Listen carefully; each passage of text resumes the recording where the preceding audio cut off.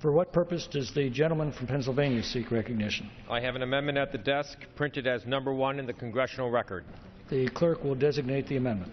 Amendment number 1, printed in the congressional record, offered by Mr. Rothfuss of Pennsylvania. Gentleman is recognized for 5 minutes. Mr. Chairman, I rise today to stand with our nation's veterans and their families. This morning I had an opportunity to honor and thank Sergeant George Thursby. Sergeant Thursby served in the Army Air Force during World War II and was held as a prisoner of war. Today, decades after his release, he finally received his long overdue recognition. You should have heard the rapturous applause he received from the families, service members, and citizens. We owe veterans like Sergeant Thursby a debt of gratitude that can never be repaid. That is why I rise in strong support of the Military Construction and Veterans Affairs Appropriations Act under consideration today. It is also why this amendment I am offering today is so important. As public servants, employees at the VA have a solemn obligation to ensure that veterans receive the respect, support, and care they have earned and rightly expect. Unfortunately, the VA has failed veterans in Western Pennsylvania and across the country. At least 6 veterans contracted Legionnaire's disease and died because of mismanagement, mistakes, and systemic failures at the Pittsburgh VA. William Nicholas, one of these veterans, was a loving husband, father, and grandfather. Nicholas was known for his practical jokes, his love of sports, and being the first and last person on the dance floor. He started an auto body shop when he returned to civilian life and helped 2 of his sons begin their own business as contractors. More than anything, he was uncommonly dedicated to his family, his fellow service members, veterans, and his country. A proud and loyal veteran from Hampton Township in Pennsylvania's 12th District, Mr. Nicholas was a tail gunner in Navy Air Sea Rescue Force during World War II.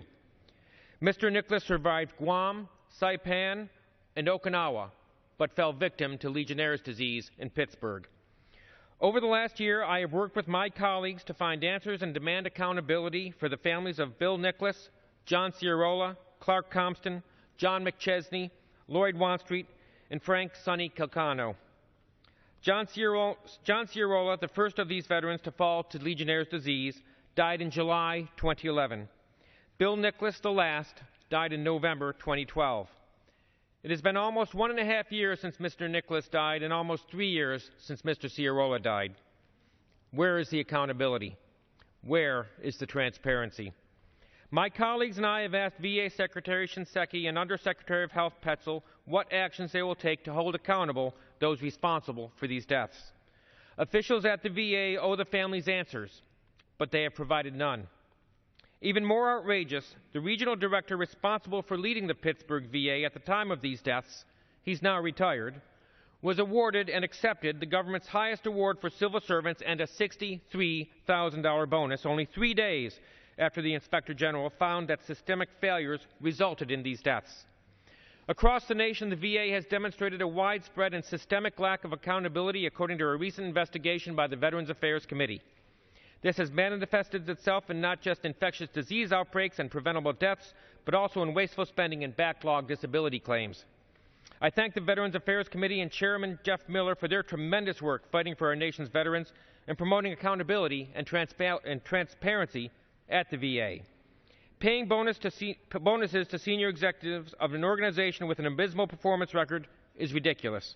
Yet the VA gave its senior executives bonuses totaling $2.8 million in 2011 and $2.3 million in 2012. These valuable resources should be used to ensure that our veterans receive the first-rate service and care they rightly deserve. VA executives need to take responsibility, fix the problems, and do their jobs. Last year, I offered an amendment directing that none of the funds appropriated may be used to pay for senior executive bonuses. The amendment was adopted by voice vote and was included in last year's Milcon VA bill, which passed the House by a vote of 421 to 4.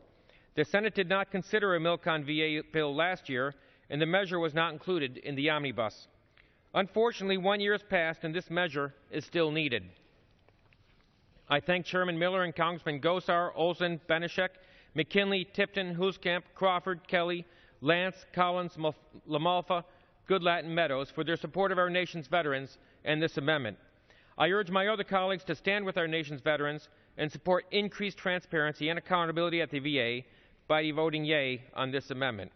I yield back. Gentleman yields back. Is there further discussion on the amendment? For what purpose is the gentleman from Texas? I move to strike